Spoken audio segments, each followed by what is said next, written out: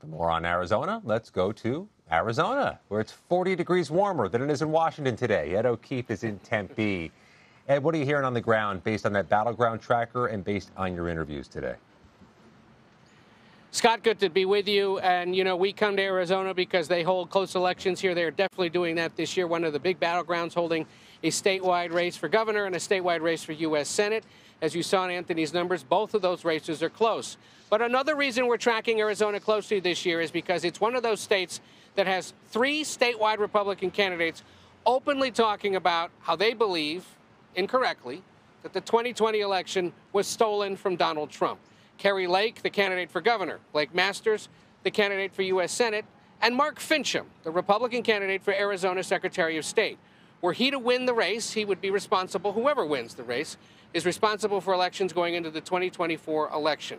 We spoke to Mark Finchem, the Republican, and we spoke to his Democratic opponent, Adrian Fontes, about his concerns if Finchem wins, because Finchem is arguably one of the most vocal so-called election deniers in the country. Take a look, and you'll see why. To those outside this state looking in, who know that the stakes are always high in Arizona, because y'all have big, competitive, and close elections, what do you say to those that are concerned about how you would manage the 2024 presidential election? Well, I think they can be assured that my commitment is to just follow the law. It's that simple. We also need to have an elections procedure manual that reflects current law. There have been a number of changes in law. The current Secretary of State has failed to keep up with that document. Once we win, however, you know, the challenge is just going to be communicating with regular, everyday Arizonans and helping to continue to spread the truth, continue to show them that they can have faith in their fellow Americans who are the ones who actually run elections in Arizona and across the United States. In that role, I would be able to help communicate with voters across Arizona about how their local elections are run by the counties, how those county officials really represent them at the neighborhood level. So Finchem is one of those who has been involved in filing legal challenges to various accusations or concerns about fraud or other interference in the elections in 2020. He told us in our extended interview he doesn't, for example, trust the software that was used to tabulate votes in this state, and that ultimately there should be a paper count if he had his way. But he also went to great lengths to point out a Secretary of State can't unilaterally decide how exactly elections are run. It's up to the state legislature to set the law and for whoever is Secretary of State to then enforce it. But Adrian Fontes, his opponent, Democrats in this state and observers nationwide have said if somebody like Mark Finchem, who's been so vociferous in his concerns and opposition to the results of 2020, is elected, what could that mean, Scott, going forward into 2024 when inevitably Arizona is once again one of those battleground states we watch closely?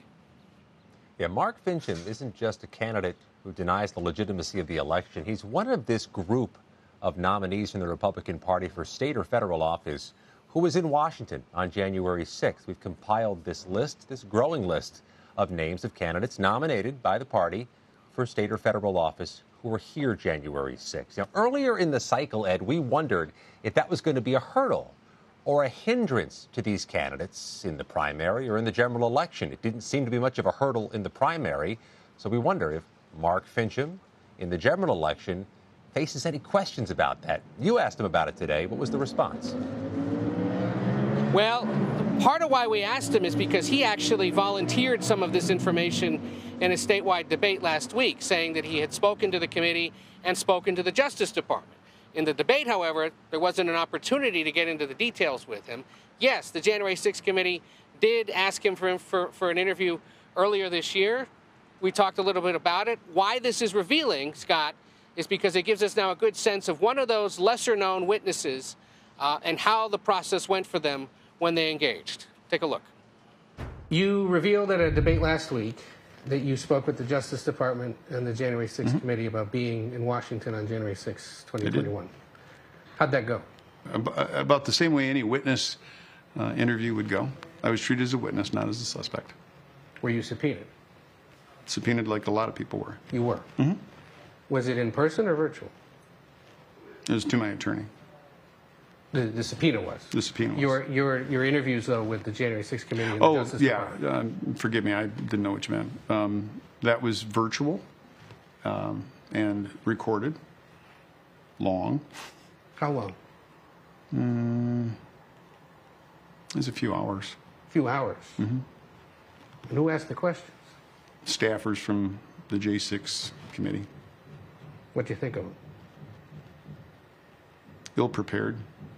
They asked the same question so many times, I had to remind them that they had asked the question 3, 4, 5 times before. Were any of the committee members involved? No. No. And when was it? When was the interview? Well, that was months ago. I don't remember exactly.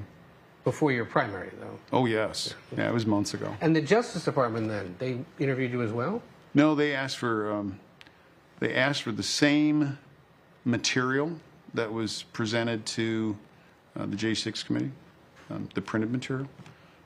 Didn't actually have a voice interview with them, but that was also months ago.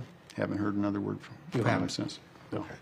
Would you? I think they figured out I was a witness, not a participant. And remind us or explain to us what exactly you were doing in Washington on the 6th. Representing my constituents who had some concerns about irregularities that had been observed, evidence that was collected November 30th, 2020.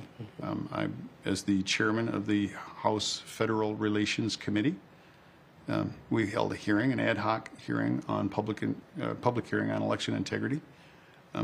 Certain evidence was gathered that was turned over to the Arizona Senate 14 days later that created probable cause that resulted in the issuance of subpoenas. I mean, this is no sense in relitigating this thing. I mean, right. So then you were in, you got to Washington when? I think I arrived on the 5th. Okay. Provided an evidence book to Representatives Gosar and Biggs, and was invited to the Capitol to speak at something on the 6th.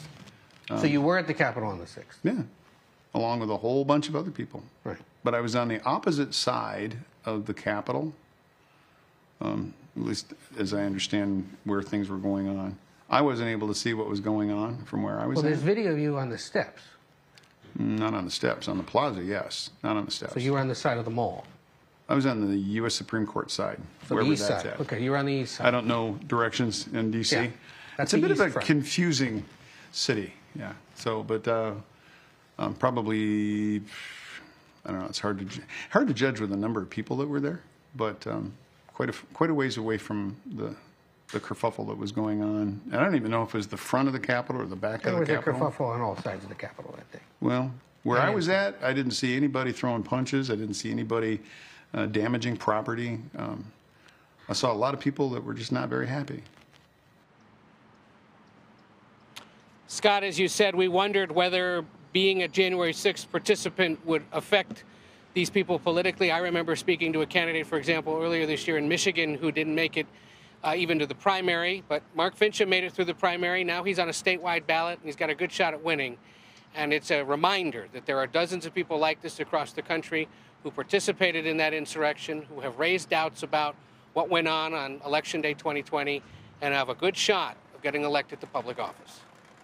Good work on that, Ed. It's noteworthy that he acknowledges giving paperwork to the Justice Department will reinforce he's not accused of any crime. And that interview he says he undertook with the January 6th Select Committee that went several hours and was conducted by staff, similar to many of the interviews the committee has conducted with witnesses. Ed O'Keefe in Tempe, thank you very much.